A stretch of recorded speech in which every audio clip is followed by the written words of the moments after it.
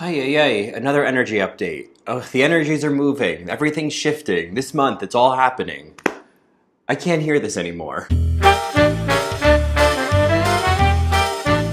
Hey there. So today's video is about Ascension Guidance Fatigue Syndrome, which you may have not heard of because I just made it up in the shower before I filmed this video. The definition of Ascension Guidance Fatigue Syndrome is pretty much easy to tease out of the name Ascension Guidance Fatigue Syndrome. So let's just go through each of those words. Maybe not syndrome, I think you'll get it by the end. Ascension, let's talk about that real quick.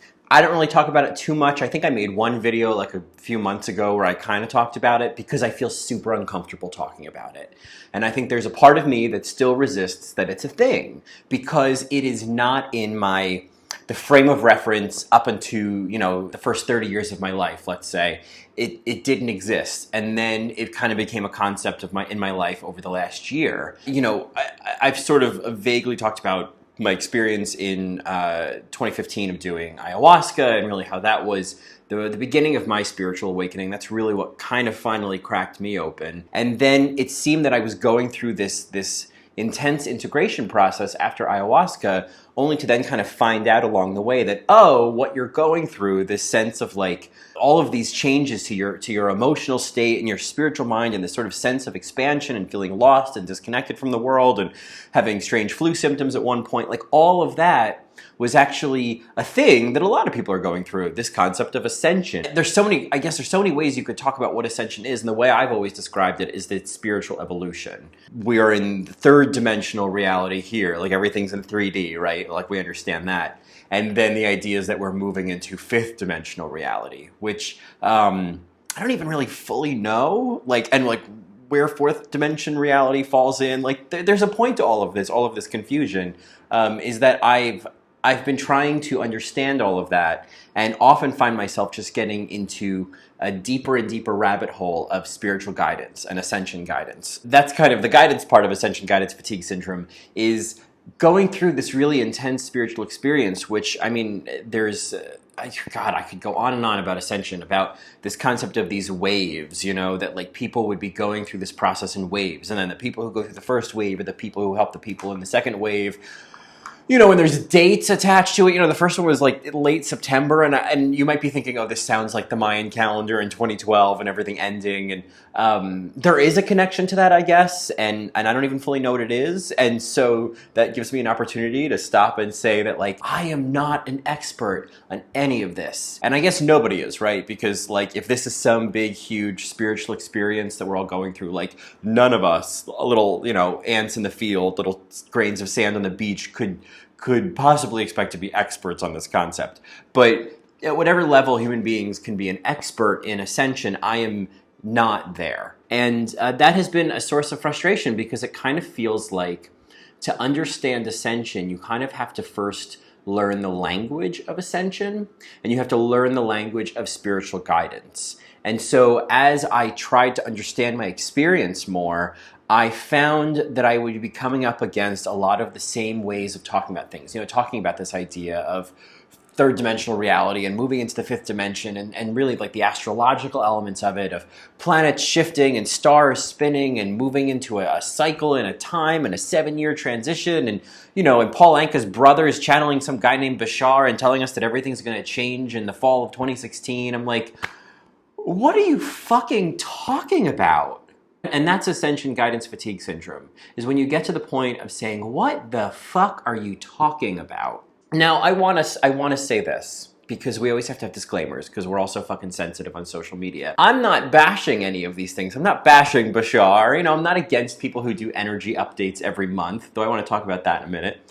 But I mean, I've turned to them regularly, and there are people who I am subscribed to on YouTube and who I follow on social media platforms, and I find their guidance to be really helpful. But this is really more about me, and when I get to the point of just like complete and total oversaturation of hearing guidance and from so many different perspectives, because maybe this is just my nature, maybe this is just me feeling like I'm never getting the answers that I want. Maybe somebody would chime in and say, well, maybe that's your ego needing an answer. And I would say, you know what, fuck you. Either way, I have sought out a lot of different perspectives to understand what seems to be, oh, here comes a fire truck, because they know when I'm filming.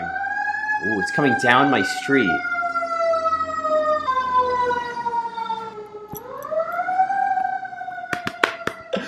I mean, this never happens. And it's still happening. Still happening. It's still happening. Okay, so anyway, you know, some of my favorite things are monthly energy updates. They're either from an astrological point of view, or you get somebody who channels, and this is their channeled guidance for the month. And so, I mean, they're really awesome, and there's a lot of really deep, interesting perspective and things to think about and perspective shifts. And so it's all really great stuff. But I often feel like when I watch these videos, it's the same thing sometimes over and over. All right, well, we know that things have been kind of hard and there hasn't been a lot of clarity and you've just been really feeling very lost and not sure. And this is the month where something's going to really click. Like, you're going to see it this month. Like, this is the month where everything's going to turn around. And it's going to be about this, and it's going to be about this. And in 2 weeks, there's going to be this, and pay attention to the 21st. And I'm like, okay, all right, finally, I'm fucking done with this confusion. I'm so glad the month is here. And then, you know, and then I'm crossing the days off the calendar, and like things are kind of still the same. And things have changed, but I think when I see those energy updates and I see people talking about, well, this month, this is this is gonna finally click in, like, you know, it's gonna be put up or shut up time with the universe. And it's just like, you know, you're telling me that was what was gonna be in July, but you told me the same fucking thing in March.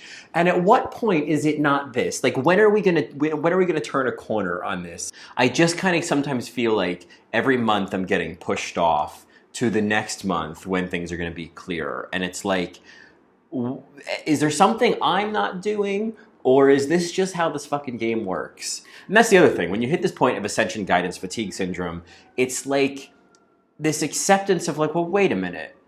How does anybody know if any of this is true? Like, what the fuck do you know? And what the fuck do I know, right? And there's a lot of freedom in that.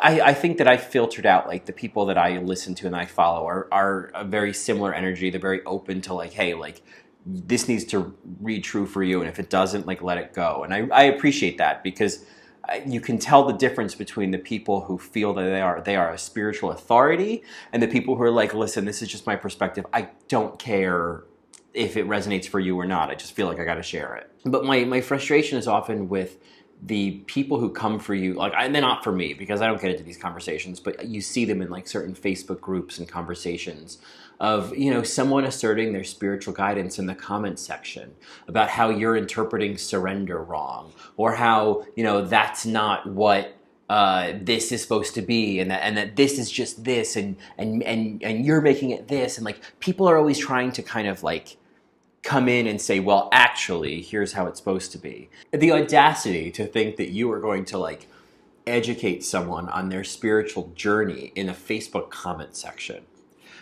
I realize a lot of conversations are happening on social media, and I am very grateful to Facebook, because there's a lot of things I wouldn't have found without Facebook, without social media. You know, I really like Matt Kahn, and I would not have found him if someone didn't post one of his videos, maybe even as a comment on a post in the ayahuasca group on Facebook. This is all about self-policing, right? Like, everyone is going to have a fucking opinion about everything.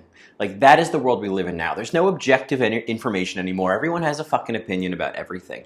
And it is our job to self-police about which opinions we listen to and which opinions we align with, and whether we're just going to just let go of everybody else's opinion and say, you know what, I think I'm just going to go with mine. If it makes no difference, if all of them are subjective, I think I'll just go with what I think. And I think that that's a really important key for me in dealing with Ascension Guidance Fatigue Syndrome, is really kind of owning the fact that, like, nobody else knows my experience as well as I do.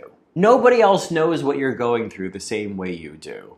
So if something feels true for you, if something feels meaningful, if something symbolic happens, like when I try to film a video and then a fire truck goes by, and I just kind of read that as the universe throwing me a little like synchronicity thing, Of course, there's going to be that douchebag that goes, no, sorry, that's just coincidence. Stop trying to look for magic. There are those people that will be threatened by that point of view, right? And will need to shut you down so that you don't start trying to create a reality in their reality that doesn't jive, right? People always have to apologize before they correct you. Sorry, you've got this wrong. So now, of course, I'm left with the question of like, how do you treat Ascension Guidance Fatigue Syndrome? You know, how do you treat the fatigue that comes from getting too much ascension guidance?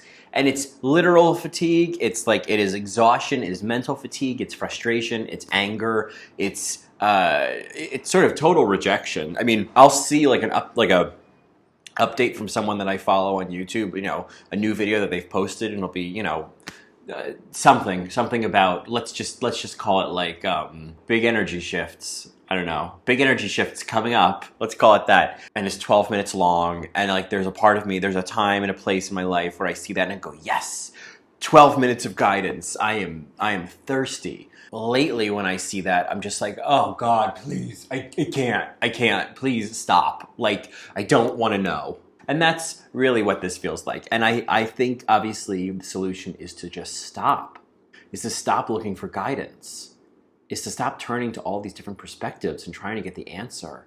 Stop looking at the clock hoping you're going to catch 11:11 and then getting really upset when it's 11:10 or 11:14 and thinking that that means that you're somehow off your spiritual path. So I read this one email from like a numerological point of view about like the number 9 and start looking for the number 9 everywhere. And so for the past like fucking 2 or 3 weeks, all I've been doing is looking for the number 9 or looking at the time and then adding up the numbers and the time to see if they add up to 9. And if they add up to 8, I think, oh no, I'm not doing it right. I'm not ascending. And I just do that to myself all the time. And so it's so easy to get obsessive compulsive about spirituality. And so I guess what this is a call for me is to let all that stuff marinate, you know? Like let all this spiritual guidance, all these fucking energy updates. I mean, granted, there's always an update every month. And so there's always, you know, there's always a weekly forecast. There's always something for me to like keep coming in and checking in and seeing if the energies are moving. But if I hear one more person say, the energies are shifting, I'm gonna punch them in a chakra. Like, I can't anymore.